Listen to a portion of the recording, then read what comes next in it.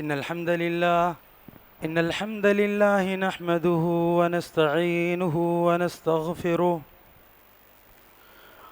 ونعوذ بالله من شرور أنفسنا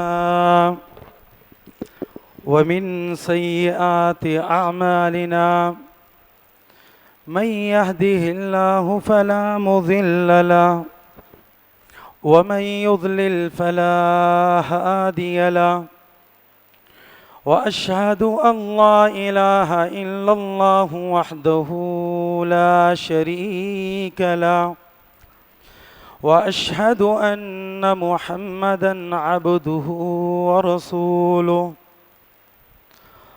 اللهم صل على محمد وعلى آل محمد كما صليت على إبراهيم وعلى آل إبراهيم إنك حميد مجيد اللهم بارك على محمد وعلى آل محمد كما باركت على إبراهيم وعلى آل إبراهيم إنك حميد مجيد رب اشرح لي صدري ويسر لي أمري واحلل عقدة من لساني يفقه قولي رب زدني علما رب زدني عملا سبحانك لا علم لنا إلا ما علمتنا إنك أنت العليم الحكيم أما بعد فإن أصدق الحديث كتاب الله وخير الهدي هدي محمد صلى الله عليه وسلم وشر الأمور محدثاتها وكل محدثة بدعة وكل بدعة ضلالة وكل ضلالة في النار أما بعد فأعوذ بالله السميع العليم من الشيطان الرجيم من همزه ونفخه ونفثه بسم الله الرحمن الرحيم يوم لا ينفع مال ولا بنون إلا من أتى الله بقلب سليم حاضرین مجلس، قابل القدر ذی وقار محبوب ساتھیوں، امید ہے کہ تمام دوست احباب کو پتہ ہوگا کہ آج کا موضوع کیا ہے۔ قسوۃ القلب ایک سنگین بیماری ہے جو اللہ رب العزت نے یہودیوں پر مسلط کی تھی۔ اللہ تعالیٰ کے بڑے دشمن ہیں، اور پھر اس کے مظاہر علامات کیا ہے، ہم کس طرح معلوم کر سکتے ہیں کہ ہمارا دل سخت ہو چکا ہے؟ پھر اس کے اسباب کیا ہے، کیسے ہمیں یعنی کس وجہ سے یہ بیماری لاحق ہو جاتی ہے اور ہمیں ہوئی ہے، اور پھر اس کا علاج۔ جو آیت کریمہ میں نے آپ کے سامنے تلاوت کری ہے، اس آیت کریمہ میں رب العالمین فرماتے ہیں یوم لا ینفع مال ولا بنون، یاد کرو اس دن کو جس دن مال کام نہیں آئے گا، بینک بیلنس کام نہیں آئے گا، ولا بنون اور نہ بچے، نہ پراپرٹیاں، نہ اولاد، نہ قوم قبیلہ، بلکہ فرماتے ہیں الا من اتی اللہ بقلب سلیم۔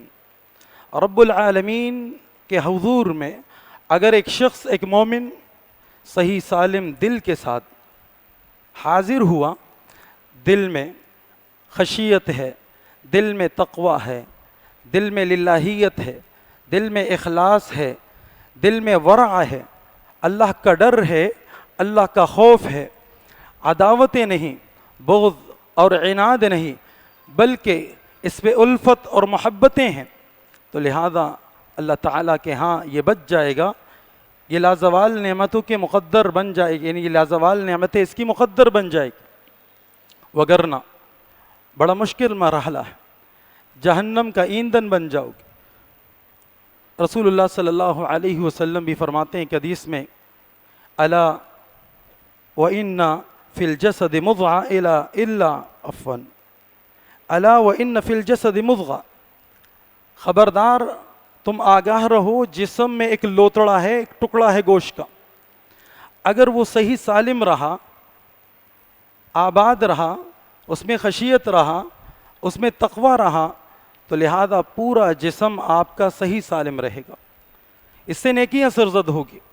اور اگر وہ دل جو کہ ٹکڑا ہے ایک گوشت کا، اگر وہ فاسد رہا، اس میں یعنی اللہ تعالیٰ کی محبت نہ ہو، اس میں خشیت نہ ہو، اس میں تقوی نہ ہو، اس کی اصلاح نہ ہو، وہ دل سنگ دل ہو چکا ہو، وہ سخت ہو چکا ہو، تو رسول اللہ صلی اللہ علیہ وسلم فرماتے ہیں کہ پورا جسم اس کی وجہ سے فاسد ہو جاتا ہے۔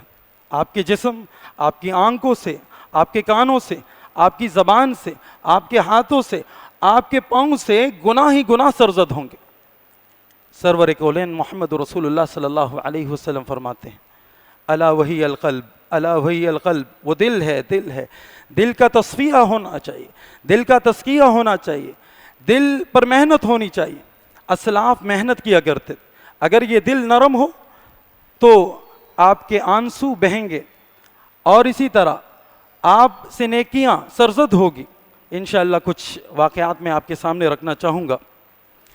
ویسے دیکھا جائے صحیح مسلم کی روایت ہے، رسول اللہ صلی اللہ علیہ وسلم فرماتے ہیں، ان اللہ لا ينظر الى صورکم واموالکم، اللہ تعالیٰ کسی کی صورت کو نہیں دیکھتا، کسی کی شکل کو نہیں دیکھتا، کسی کے مال کو نہیں دیکھتا، اس کی آسائشوں کو نہیں دیکھا جاتا، بلکہ اللہ تعالیٰ تمہارے دلوں کو دیکھتا ہے۔ تمہارے دل میں للہیت ہے، تمہارے دل میں تقوی ہے، تمہارا دل نرم ہے، تمہارے دل میں اخلاص ہے، تمہارے دل میں معرفت الہی ہے، تمہارے دل میں اللہ کی محبت، اللہ کے رسول کی محبت اور مسلمانوں کی محبت، صحابہ کرام کی محبت ہے یا نہیں؟ دل کو پرکھا جائے گا، دل کو دیکھا جائے گا۔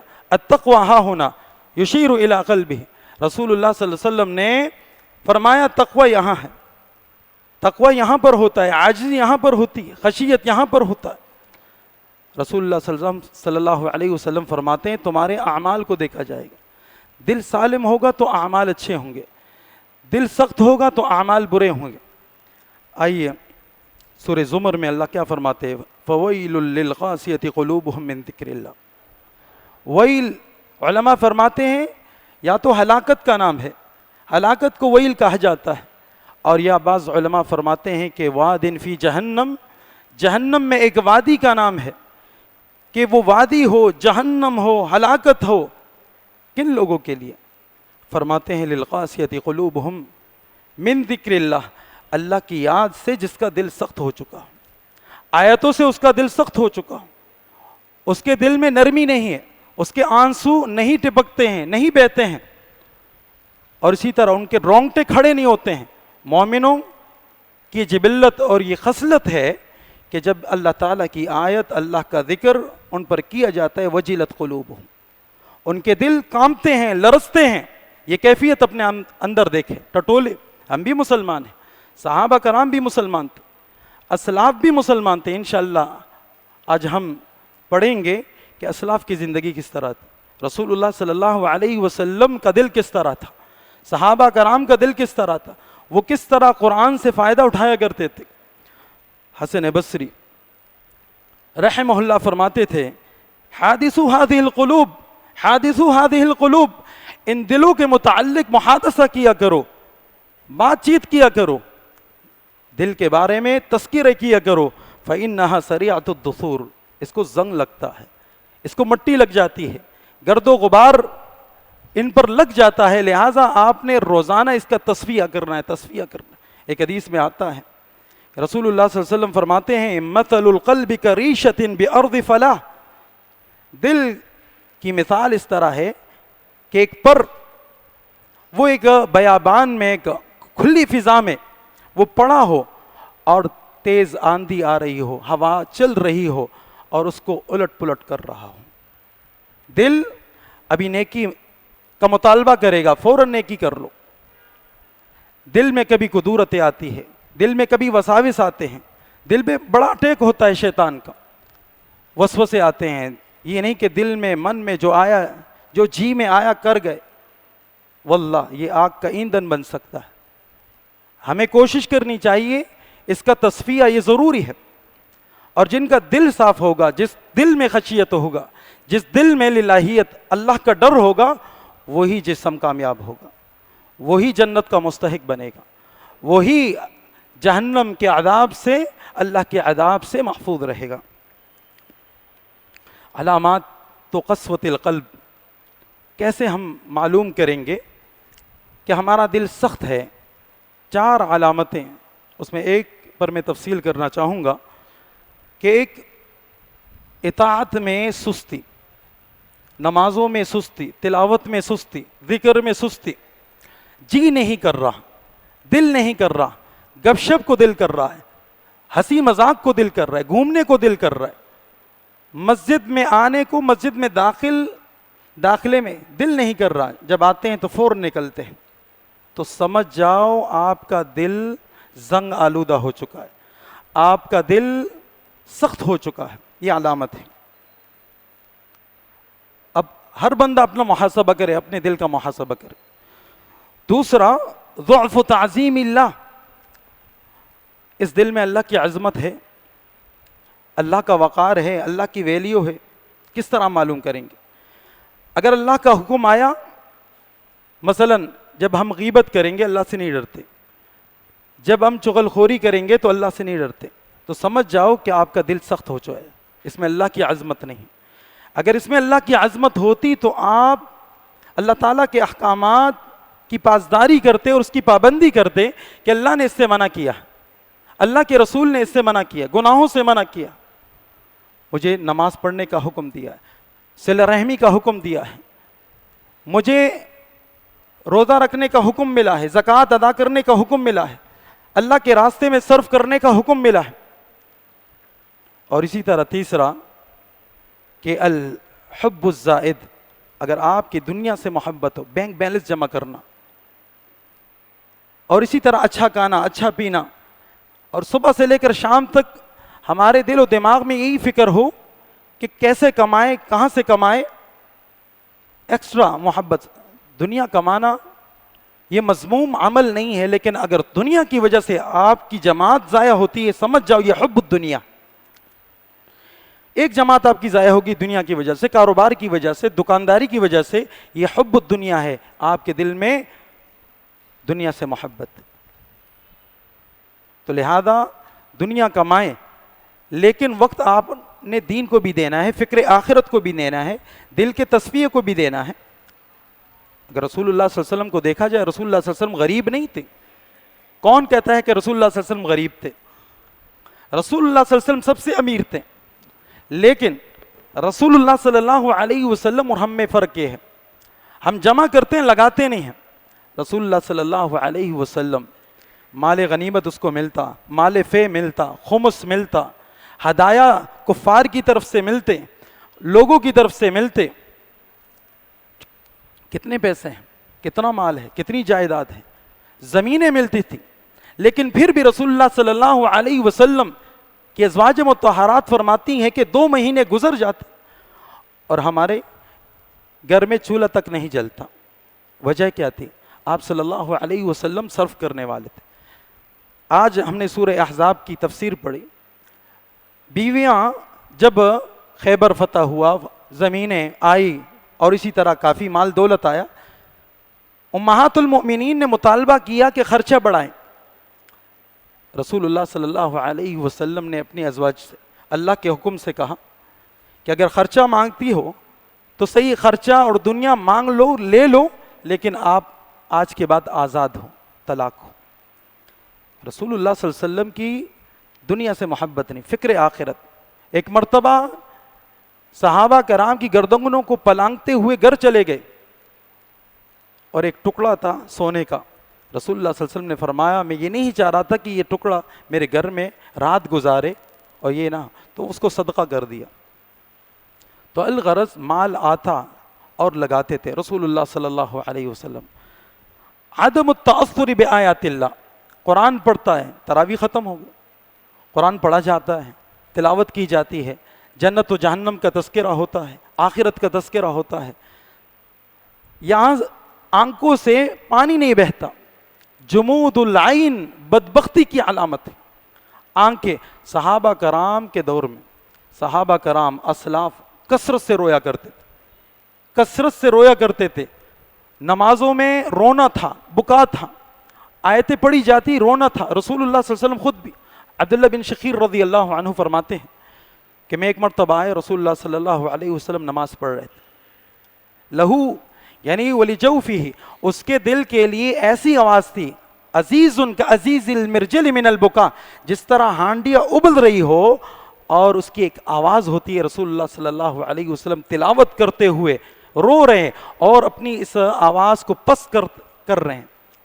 یعنی کوشش کرنی چاہیے اگر کسی کو رونا بھی آئے تو وہ ظاہر نہ کرے، کوشش کرے کہ وہ اس کو پست کرتا رہے، چھپائے.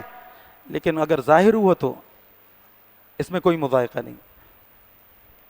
آئیے دیکھتے ہیں رسول اللہ صلی اللہ علیہ وسلم پر کتنا اثر کرتے تھے آیات. ان کا دل کتنا نرم تھا، اسلاف کا دل کتنا نرم تھا. جب آیتیں پڑھی جاتی ہو اور دل کانپتا نہیں ہے، رونگٹے کھڑے نہیں ہوتے اور آنکھیں بہتی نہیں ہے، سمجھ جاؤ دل سنگ ہو چکا ہے، دل سخت ہو چکا ہے، دل زنگ آلودہ ہو چکا ہے، فکر کی ضرورت ہے. عبداللہ بن مسعود رضی اللہ عنہ فرماتے ہیں کہ مرتبہ رسول اللہ صلی اللہ علیہ وسلم کے ہاں بیٹھا ہوا تھا، آپ صلی اللہ علیہ وسلم نے فرمایا تلاوت کیجیے. میں نے کہا اے اللہ کے رسول، آپ پر قرآن نازل ہو چکا ہے، میں آپ پر تلاوت کروں؟ آپ صلی اللہ علیہ وسلم نے فرمایا جی ہاں نعم تلاوت کیجیے. میں نے سورۃ النساء شروع کر دی، یہاں تک میں پہنچے حتی اتیت الی ہذہ الآیہ فکیف اذا جئنا من کل امت بشہید وجئنا بک علی ہؤلاء شہیدا. یہ آیت پڑھی. اب اس میں تدبر، ہم تو آیتیں پڑھتے ہیں نا، دیکھیں تلاوت، تفسیر، معانی پڑھنا مقصود نہیں ہے، بلکہ قرآن میں تدبر. آپ ناظرہ پڑھیں، آپ ترجمہ کریں، آپ تفسیر پڑھیں. اس کے بعد ایک چیز ہے جس سے ہم پیچھے اور اسلاف آگے تھے. کافر بھی معانی کو سمجھتے ہیں، تلاوت کو سمجھتے ہیں، وہ تفسیر کو ہم سے زیادہ سمجھتے ہیں، اسی وجہ سے لوگوں کو گمراہ کر رہا ہے. لیکن ان میں تدبر نہیں ہے، ان میں سوچ نہیں ہے، ان میں تفکر نہیں ہے. آیتوں میں سوچنا، گہرائی تک جانا. صحابہ کرام آیتوں کو پڑھتے تھے، گہرائی تک جاتے تھے. اس کے پیچھے جو ایک سبق ہوا کرتا تھا، آیت کے پیچھے ایک موضوع حقیقت ہوتی تھی، اس کو پرکھنے والے تھے. تو فوراً آنسو بہتے، فوراً ان کے رونگٹے کھڑے ہو جاتے، دل کپ کپانے لگتا، بے ہوش ہو جاتے. رسول اللہ صلی اللہ علیہ وسلم نے فرمایا الان حسبک الان حسبک الان، ٹھہر جائیے بس. عبداللہ بن مسعود رضی اللہ عنہ نے فرمایا التفت، تو میں نے دیکھا آپ صلی اللہ علیہ وسلم کو کہ فَإِذَا عَيْنَاهُ تَذْرِفَانِ، آپ صلی اللہ علیہ وسلم کی دونوں آنکھیں بہہ رہی ہیں، آنسو بہہ رہے. آیت ان پر بھی پڑھی جاتی، لیکن ہمارے دل اور ان کے دل میں فرق ہے. ہمارا دل سخت ہو چکا ہے، زنگ آلودہ ہو چکا ہے. اس کی فکر ہونی چاہیے، اس کا علاج ٹٹولے اور وہ علاج کرے. اسی طرح عبداللہ بن عباس رضی اللہ عنہ فرماتے ہیں قال ابو بکر یا رسول اللہ قد شبت. حضرت ابو بکر رضی اللہ عنہ نے نبی صلی اللہ علیہ وسلم سے کہا کہ آپ بوڑھے ہو گئے، اللہ کے رسول آپ بوڑھے ہو گئے. آپ صلی اللہ علیہ وسلم نے فرمایا شیبتنی ہود والواقع والمرسلات وعم یتساءلون واذا الشمس کورت. ان صورتوں نے مجھے، سورہ ہود نے، سورہ واقعہ نے، سورہ مرسلات نے اور سورہ عم یتساءلون نے اور سورہ اذا الشمس کورت نے، ہم پر بھی یہ آیتیں، یہ تلاوتیں ہوتی رہتی. آپ صلی اللہ علیہ وسلم بھی سنتے تھے، لیکن آپ صلی اللہ علیہ وسلم کو ڈر کی وجہ سے، خوف کی وجہ سے، فکر کی وجہ سے بوڑھا کر دیا انہی آیتوں نے، اسی قرآن نے، جو ہم بھی پڑھتے وہ بھی پڑھتے تھے۔ عبداللہ بن شقیق رضی اللہ عنہ کی روایت بھی میں نے بیان کر دی۔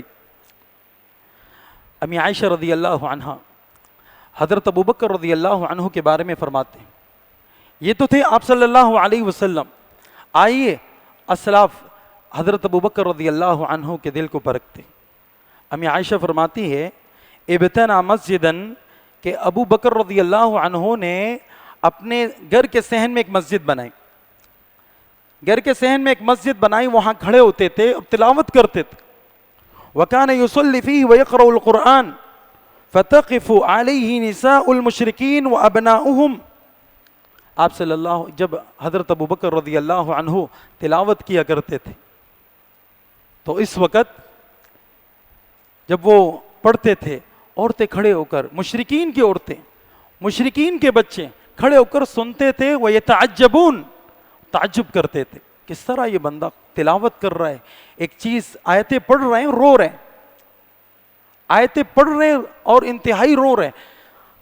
امی عائشہ فرماتی ہے وَكَانَ ابو بکر رَجُلًا بَكَّا، بہت رونے والے تھے۔ حضرت ابو بکر رضی اللہ عنہ کو بہت رونا آتا تھا۔ رونا کیا، ویسے رونا آتا تھا، ہمیں کیوں رونا نہیں آتا؟ ان کا دل نرم تھا، ان کا دل نرم تھا، زنگ آلودہ نہیں تھا، محنت کیا کرتے تھے، اس کا تصفیہ کرتے تھے۔ تزکیہ، رسول اللہ صلی اللہ علیہ وسلم بھی آئے ہیں کس کے لیے؟ تزکیۃ النفوس کے لیے، مسلمانوں کے دلوں کو صاف کرنے کے لیے، پاک کرنے کے لیے، قدورتوں سے، عداوتوں سے، اسی طرح شرک سے، غیر اللہ کی محبت سے، دنیا کی محبت سے، جاہ کی محبت سے، منصب اور سیاست اس کی محبت سے پاک کرتے تھے کہ آپ کا دل اس میں محبت کس کی ہو؟ اللہ کی ہو، اللہ کے رسول کی ہو، آخرت کی ہو، جنت کی نعمتوں کی ہو۔ ابن ابی ملیکہ رحمہ اللہ فرماتے ہیں صحبت ابن عباس، یہ تو حضرت ابو بکر رضی اللہ عنہ، ابن عباس رضی اللہ عنہ کی کیا حالت تھی؟ فرماتے ہیں میں ابن عباس رضی اللہ عنہ کے ہمراہ میں نے سفر کیا مکے سے مدینے تک، تو مجھ سے ایک شخص نے پوچھا کہ آپ نے سفر کیا، اس کی کیا کیفیت تھی؟ تو فرمایا فَكَانَ إِذَا نَزَلَ قَامَ شَطْرَ اللَّيْلِ، جب راستے سے گزرتے تھے، رات آتی تو وہ اترتے، آدھی رات تک قیام کرتے تھے سفر کی حالت میں۔ ایوب نے پوچھا کیف کانت قراءتہ، اس کی قرات کس طرح تھی، پڑھنا کس طرح تھا؟ تو انہوں نے فرمایا، انہوں نے ایک مرتبہ پڑھا اور پڑھتے تھے وجاءت سکرۃ الموت بالحق، وجاءت سکرۃ الموت بالحق، یہ آیت پڑھتے تھے کہ موت کا وہ نشہ، سکران، مدہوش ہونا، وہ یعنی موت کا جو کی ہیبت ہے اور موت کا جو ایک اثر ہے وہ آ چکا ہے، بالحق کے، حق کے ساتھ۔ ذالک ما کنت منہ تحید، ذالک ما کنت منہ تحید، یہ موت ایسی چیز ہے کہ تم اس سے بھاگا کرتے تھے، تم اس سے بھاگتے تھے، موت آپ کو پکڑے گی، آ کر رہے گی، ایک نہ ایک دن موت آئے گی، ملک الموت حاضر ہوگا اور اس وقت آپ نہ آگے بڑھ سکو گے نہ پیچھے ہٹ سکو گے۔ اور یہ پڑھتے تھے، بار بار پڑھتے تھے فَجَعَلَ يُرَتِّلُ وَيَكْثُرُ فِي ذَلِكَ النَّشِيدِ، اور ترسیل سے، خوش آوازی سے پڑھتے تھے اور اس کی آواز رونے کے ساتھ اور بڑھتی تھی اور بڑھتی تھی، اور روتے تھے اور یہ آیت پڑھ رہے، اس آیت سے لطف اندوز ہو رہے تھے، اس آیت میں تدبر کر رہے تھے، سوچ رہے تھے، فکر کر رہے تھے، اور یہ آیت اس کے دل پر اثر کر رہی تھی، اس کی وجہ سے رو رہے تھے وہ، اور انتہائی شدت پکڑ گئے رونے میں۔ اسی طرح عبداللہ بن عمر رضی اللہ عنہ، اس پر ایک آیت نے اثر کیا، وہ آیت کیا تھی؟ لن تنالوا البر حتى تنفقوا مما تحبون، اس کی ایک لونڈی تھی، رمیثہ نام تھا، انہوں نے کہا واللہ، اللہ کی قسم کہ آپ سے، اے رمیثہ، آپ سے میری بے تحاشا محبت ہے، بے تحاشا محبت ہے، لیکن یہ آیت میں نے سنی کہ اللہ تعالیٰ فرماتے ہیں کہ تم نیکی کو پا نہیں سکتے ہو جب تک تم نے اپنا محبوب چیز اللہ کے راستے میں صرف نہ کیا ہو، اللہ کے راستے میں خرچ نہ کیا ہو۔ تو انہوں نے فرمایا کہ یعنی یہ فرمایا کہ اذهبی فانت حرہ، اذهبی فانت حرہ، جائے تو آزاد ہے، میں نے اللہ کی رضا کے لیے تجھے آزاد کر دیا ہے۔ کیونکہ اللہ تعالیٰ نے یہ آیت نازل کی ہے تو یہ آیت ان پر اثر کرتی تھی۔ اسی طرح بخاری کی ایک روایت ہے، ابن عباس رضی اللہ عنہ فرماتے ہیں قدم عیینۃ بن حصن بن حذیفہ، عیینہ آئے، اور اسی طرح حر ان کا بھائی کا بیٹا تھا، حر ان کے یعنی ان کا ایک مقام تھا عمر رضی اللہ عنہ کی مجلس میں، ایک عالم تھے، جس طرح ابن عباس کا ایک مقام تھا، مشاورت ہوتی تھی۔ تو عیینہ نے کہا، ان کے چچا تھے، کہ تھوڑی سی اجازت طلب کرے عمر رضی اللہ عنہ سے تاکہ میں ان سے ملوں۔ حر کو کیا پتا تھا کہ اب یہ کیا کہنے والے ہیں، انہوں نے ملاقات کرائی۔ اب عیینہ جب داخل ہوئے عمر رضی اللہ عنہ پر تو کہا ما تعطینا الجزل ولا تحکم بیننا بالعدل، تم ہمیں کچھ دیتے نہیں ہو، تم ہمیں مال نہیں دے رہے ہو، اور تم ہمارے درمیان انصاف سے کام نہیں لیتے ہو، انصاف نہیں ہے تم میں۔ عمر رضی اللہ عنہ بڑے انصاف والے حاکم، اور ان سے کہا جن میں ایک عیب نہ ہو نا، جو چور نہ ہو، اور ان کو اگر آپ چور کی نسبت کرے، آپ ناانصافی کی نسبت کرے تو وہ بڑک اٹھتا ہے۔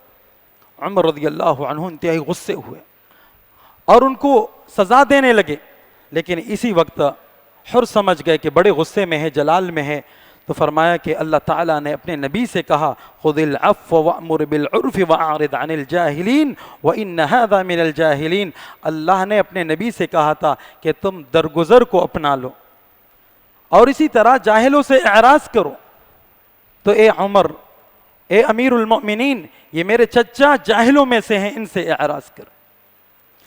واللہ ما جاوزها عمر حین تلاها علی، اللہ کی قسم عمر رضی اللہ عنہ اتنے غصے میں تھے کہ جب یہ آیت سنی تو اس آیت سے تجاوز نہیں کیا۔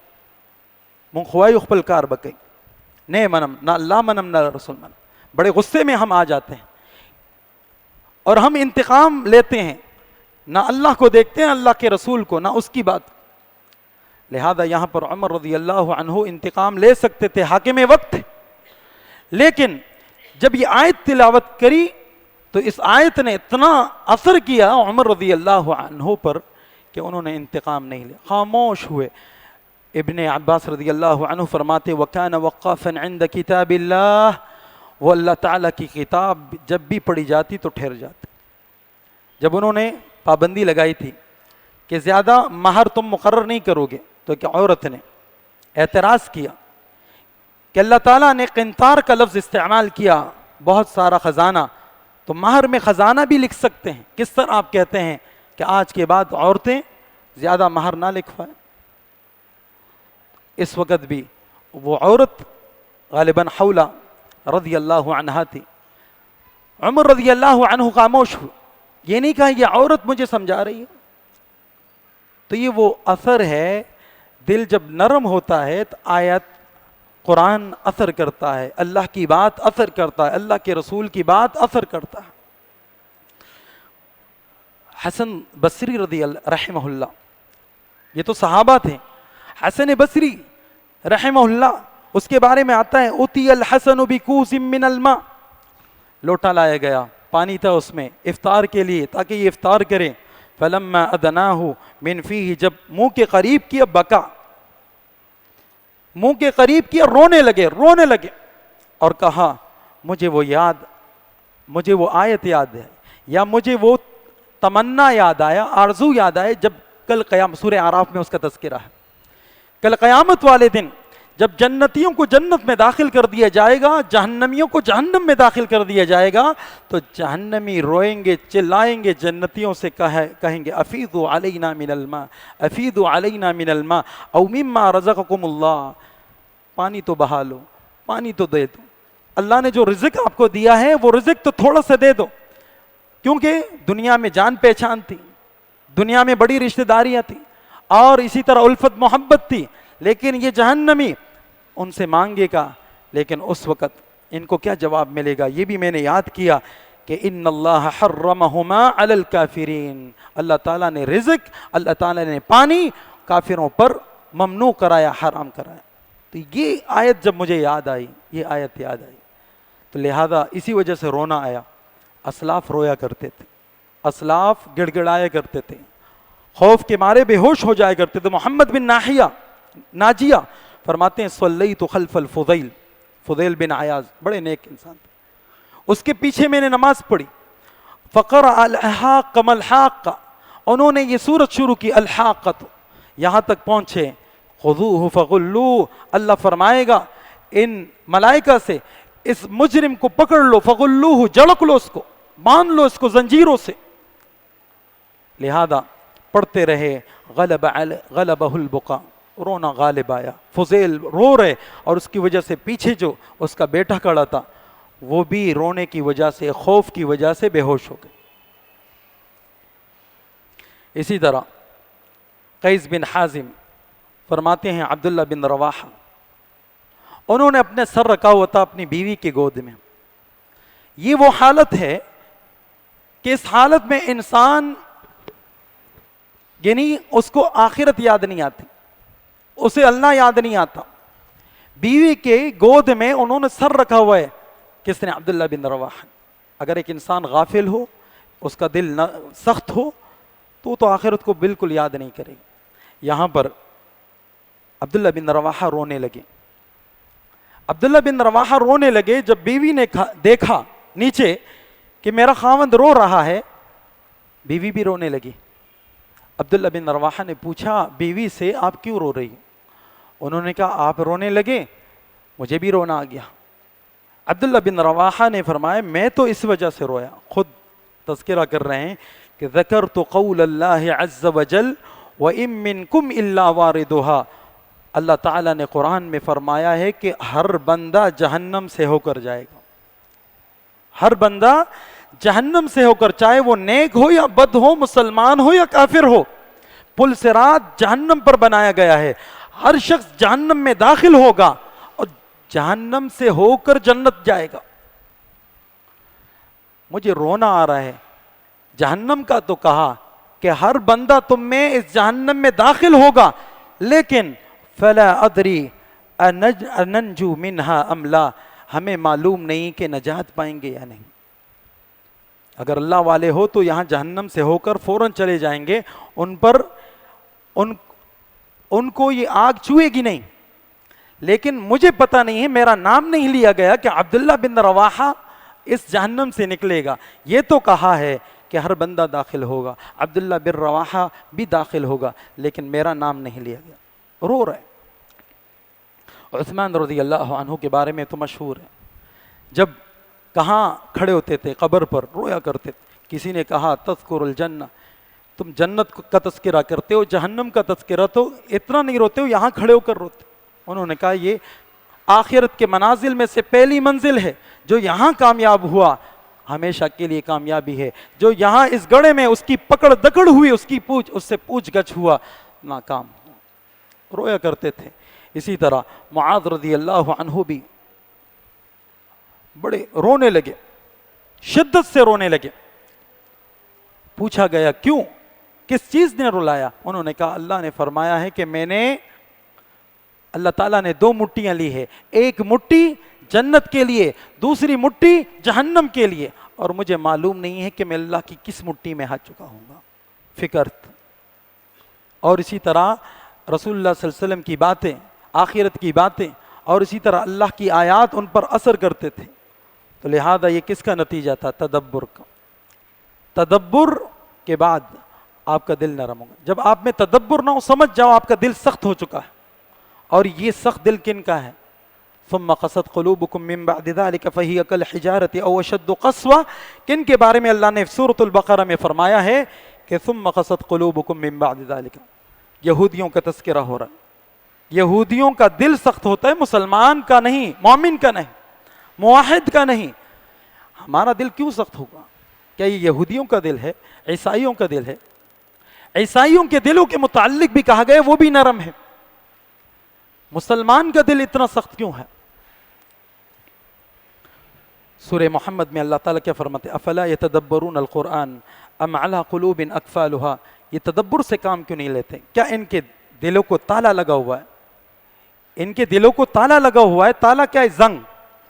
بل ران علی قلوبہم ما كانوا یکسبون. بلکہ ان کے دلوں پر زنگ لگ چکا ہے. تو لہذا آئیے سنگ دلی کی کچھ اسباب ہے. ایک ذکر اللہ سے اعراض کرنا. مثل الذی یذکر رب والذی لا یذکر رب مثل الحی والمیت. نبی صلی اللہ علیہ وسلم فرماتے ہیں جو اللہ کو یاد کرتا ہے، جو اللہ کو یاد نہیں کرتا، اس کی مثال زندے اور مردے کی ہے. جو اللہ کو یاد کرتا ہے وہ زندہ ہے، جو اللہ کو یاد نہیں کرتا وہ مردہ ہے. تو جو اللہ کا ذکر نہیں کرتا تو یہ کیا ہے؟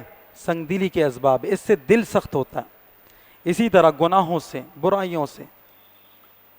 حدیث میں آتا ہے، بلکہ آیت بھی ایک بل ران علی قلوبہم ما كانوا یکسبون.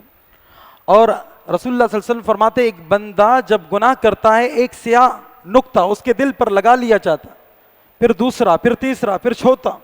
آپ ایک چیز پر نقطے لگاتے جائیں بالکل سیاہ ہو جائے گا. بعض لوگوں کا دل اتنا سیاہ ہو چکا ہے، جب یہ گناہ کر کے معافی مانگتا ہے اللہ تعالیٰ اس کو دھو لیتا ہے. تو ہمیں چاہیے کہ گناہوں سے بچتے رہیں. غیبت گناہ ہے، چغل خوری گناہ ہے، عداوت گناہ ہے، نفرت گناہ ہے، حرام خوری گناہ ہے، قطع رحمی گناہ ہے، صلہ رحمی کو نہ نبھانا گناہ ہے، اور فرائض نماز نہ پڑھنا گناہ ہے، زکوٰۃ نہ دینا گناہ ہے. کتنے گناہ ہیں. زبان کو غلط استعمال کرنا گناہ ہے. بسا اوقات ہم گپ شپ تو لگاتے ہیں، لیکن رسول اللہ صلی اللہ علیہ وسلم فرماتے ہیں بسا اوقات انسان کی زبان سے ایسا لفظ یوز ہوتا ہے کہ اللہ تعالیٰ ہمیشہ کے لیے یہ لکھ دیتا ہے کہ میں ہمیشہ کے لیے اس بندے سے ناراض ہوں گا یہ جتنے بھی اعمال کرے. معاذ رضی اللہ عنہ سے نبی صلی اللہ علیہ وسلم نے فرمایا تھا، تمام نیکیاں بتلائی، پھر فرمایا کہ میں تمہیں اس کا تسمہ نہ بتاؤں. ایک بورا آپ نے قیمتی اشیاء سے بھر لیا اور تسمے سے باندھا نہیں، بائک پر رکھا، سواری پر رکھا، گھر تک جاتے ہوئے وہ خالی ہو چکا ہوگا، قیمتی اشیاء گر چکی ہوگی. نبی صلی اللہ علیہ وسلم نے فرمایا تم تو نیکیاں کرتے ہو، نمازیں پڑھتے ہو، روزہ رکھتے ہو، زکوٰۃ دیتے ہو، لیکن یہ نہ ہو کہ آخرت کے سفر میں وہ گر جائے، ختم ہو جائے. اس کا تسمہ نہ بتاؤں کہ اس سے آپ اپنے بورے کو باندھ لو. معاذ رضی اللہ عنہ نے فرمایا جی ہاں تسمہ بتائیں.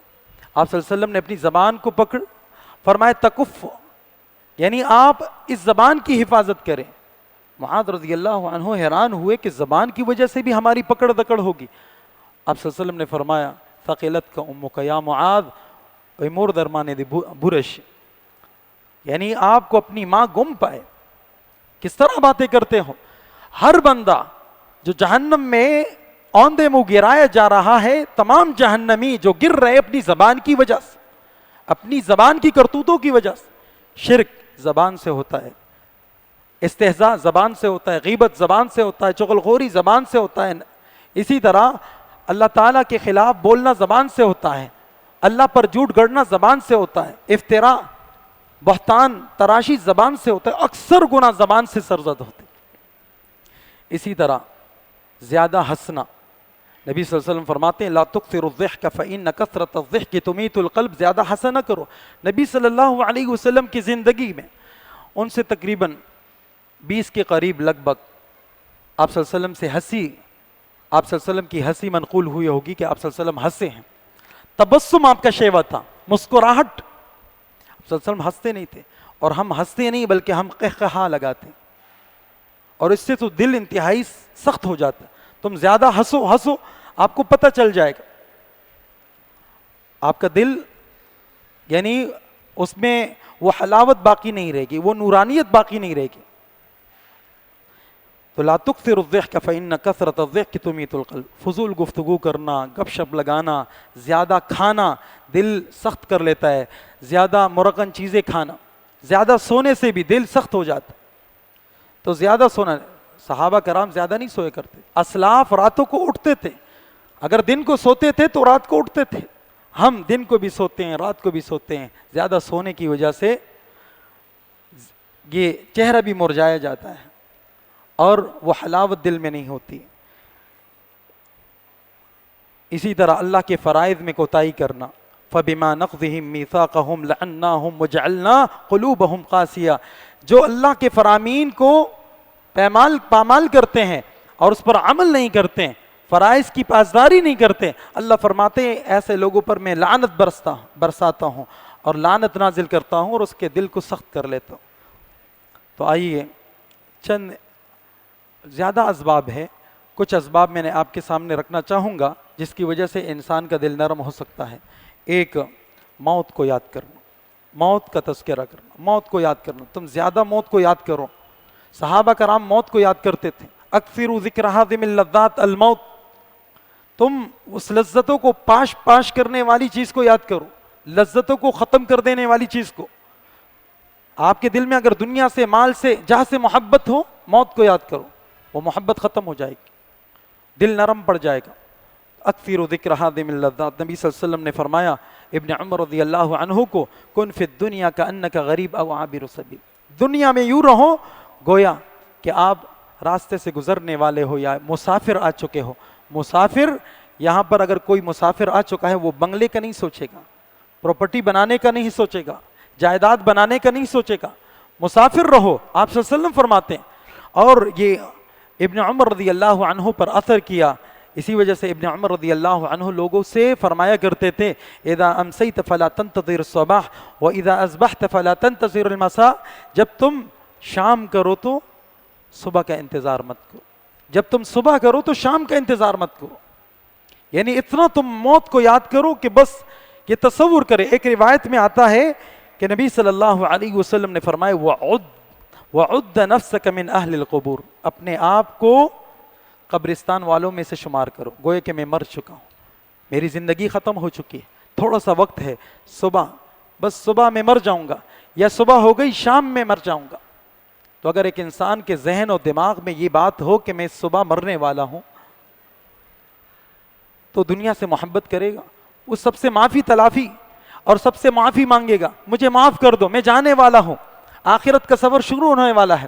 لہٰذا گڑ گڑائے گا، اللہ کے حضور معافی مانگے گا یا اور عبادت کرے گا. وہ کبھی ایک سیکنڈ بھی ضائع نہیں کر سکتا. ایک سیکنڈ اگر اس کو پتہ چل جائے کہ رات کو اس کو موت آنے والی ہے. آپ صلی اللہ علیہ وسلم فرماتے ہیں اس طرح رہو. ابن عمر رضی اللہ عنہ فرماتے ہیں اس طرح رہو، اس طرح زندگی بسر کرو. اسی طرح قبرستان کی زیارت کرنا، اس سے بھی انسان کا دل نرم ہو جاتا ہے. آپ صلی اللہ علیہ وسلم نے اسی وجہ سے فرمایا کہ تم جایا کرو قبرستان میں. لیکن افسوس وہاں جا کر ہم ہنستے ہیں، کھاتے ہیں، پیتے ہیں، نشہ کرتے ہیں، گٹکے کھاتے ہیں. یہ عبرت کی جگہ تھی، یہاں آخرت کی یاد کرنے کی جگہ تھی، لیکن دل اتنا سخت ہو چکا ہے. بعض اسلاف جب وہاں کوئی کھانا کھاتے تھے، غالباً حسن بصری رحمہ اللہ نے کسی کو دیکھا، انہوں نے اس شخص سے نفرت کی کہ کس طرح تم یہاں پر کھا رہے ہو، کس طرح تم سے یہاں پر کھایا جا رہا ہے. ایک بندہ پھر وہاں سگریٹ نوش کرے، وہاں نسوار رکھے، وہاں گالی دیں، وہاں بیہودہ باتیں کریں، وہاں گپ شپ لگائے، وہاں ہنسے. کس طرح دل ہے یہ؟ دل سخت ہو چکا ہے، زنگ آلودہ ہو چکا ہے. فکر کریں، واللہ ایسے دل کے ساتھ اگر تم جاؤ گے تو اللہ تعالیٰ ایسے دلوں کو، ایسے دل والوں کو جنت میں داخلہ نہیں دے گا، جہنم رسید کرے گا. شروع آیت جو میں نے آپ کے سامنے تلاوت کی اس میں بھی یہ ہے کہ جو قلب سلیم کے ساتھ آئے گا، قلب سلیم، خشیت والا دل، ڈر والا دل، نرم دل، خوف، الفت و محبت والا دل، اللہ تعالی ہمیں اس طرح دل نصیب فرمائے. اللہ کا ذکر غور و فکر سے کرنا. الا بذکر اللہ تطمئن القلوب، الا بذکر اللہ تطمئن القلوب. ذکر کرے سبحان اللہ، الحمدللہ، سوچیں. اسی طرح اللہ کی کائنات میں آیات یہ بھی ہے، کھلی ہوئی بک، آسمان کی طرف دیکھیں، اس میں ستاروں کو دیکھیں، چاند سورج کو دیکھیں، واللہ رونگٹے انسان پر کھڑے ہو جاتے. اللہ رب العزت انما المؤمنون الذین، مومن کون ہے؟ اللہ فرماتے ہیں وہ لوگ ہیں جب ان پر آیت تلاوت کی جاتی ہے وجلت قلوبہم، وجلت قلوب، انما یہ کلمہ حصر ہے، اس کا معنی یہ ہوتا ہے مومن یہی ہے، کوئی اور نہیں، یہی مومن ہو سکتا ہے، یہی شخص مومن ہے۔ اگر جب آیت تلاوت کی جائے، اللہ کا ذکر کیا جائے اور اس کا دل لرزے نہیں، کانپے نہیں، رونگٹے کھڑے نہ ہو، سمجھ جاؤ یہ مومن نہیں۔ انما المؤمنون الذین، وہ لوگ ہیں جب ان پر آیت تلاوت کی جاتی ہے، اللہ کی یاد ہوتی ہے تو وجلت قلوبہم۔ اسی طرح حلال کھانا، شبہات سے اپنے آپ کو دور رکھنا۔ ہمارے اکثر کاروبار حرام کے ہوتے ہیں، ہم تمیز نہیں کرتے کہاں سے آیا، کیا کھا رہے ہیں، حرام بچوں کو بھی کھلا رہے ہیں، خود بھی کھا رہے ہیں، تو اس سے دل مردہ ہو جاتا ہے، دعائیں قبول نہیں ہوتی۔ نبی صلی اللہ علیہ وسلم نے فرمایا ایک شخص وہ یمد یدی الی السماء، آسمان کی طرف اپنے ہاتھ کو اٹھاتا ہے، اور اسی طرح پراگندہ ہے، یہ کیفیت ایسی ہے کہ ایک شخص اگر مسافر ہو، پراگندہ ہو، ہاتھ کو اونچا کرے آسمان کی طرف اور کہیں یا ربی یا رب، اے میرے رب، اے میرے رب۔ رب یہ اسم اعظم ہے، علماء فرماتے ہیں اسم اعظم ہے، اس سے دعائیں قبول ہوتی ہیں۔ یا ربی یا رب، ومطعمہ حرام، اس کا کھانا حرام، اس کا پینا حرام، اس کا لباس حرام، اس کے جو بوٹی دی یعنی گٹی دی گئی تھی وہ بھی حرام کی، فأنا یستجاب لذلک، اس کی دعا کس طرح قبول ہوگی؟ معدے میں، پیٹ میں حرام، تو لہٰذا حرام سے اپنے آپ کو بچائے، خواہشات نفس کی اتباع سے اپنے آپ کو بچائے۔ لہذا اس سے کیا ہوتا ہے، دل سخت ہو جاتا ہے، اور اگر یہی چیزیں اللہ کا ذکر کریں گے، موت کو یاد کریں گے، آخرت کا تذکرہ کریں گے، دل کی فکر کریں گے، تو اسی سے دل نرم ہوتا ہے، ویسے نہیں ہوتا۔ اگر آپ بے غم رہیں، غافل رہیں، اور اسی طرح اس کے لیے کچھ باغ دوڑ نہ کریں۔ امی عائشہ رضی اللہ عنہا کے ہاں ایک عورت آتی ہے، میرا دل سخت ہو چکا ہے۔ اسلاف جب ان کو نمازوں میں، دیکھیں نمازوں میں، عبادت میں واللہ ایک الفت اور ایک حلاوت ہے، ایک چاشنی ہے۔ اس قیام اللیل میں ایک انسان تن تنہا ایک جگہ کھڑے ہو کر اور ایک آیت کو پڑھے، آپ صرف سورہ اخلاص کو پڑھتے جائیں، واللہ کبھی ٹرائی کرے کہ ایک جگہ کھڑے ہو کر اور سورہ اخلاص بار بار پڑھتے جائے، پڑھتے جائے، پڑھتے جائے، اور اس کے معنی میں غور کرتے جائے، واللہ رونگٹے کھڑے ہو جائیں گے، آنکھیں بہہ پڑے گی، اور اسی طرح دل نرم ہونے لگے گا۔ یہی طریقہ ہوتا ہے، آپ نے کوشش کرنی، کاوش کرنی ہے، مجاہدہ، آپ نے ہمیشہ نفس سے جہاد کرنا ہے، ہم وقت شیطان سے جہاد کرنا ہے۔ شیطان بڑا کھلا دشمن ہے، آپ کو جہنم رسید کر رہا ہے۔ اللہ تعالیٰ سے دعا ہے کہ اللہ تعالیٰ ہمیں عمل کی توفیق عطا فرمائے۔ وآخر دعوانا الحمدللہ رب العالمین۔ السلام علیکم ورحمۃ اللہ وبرکاتہ۔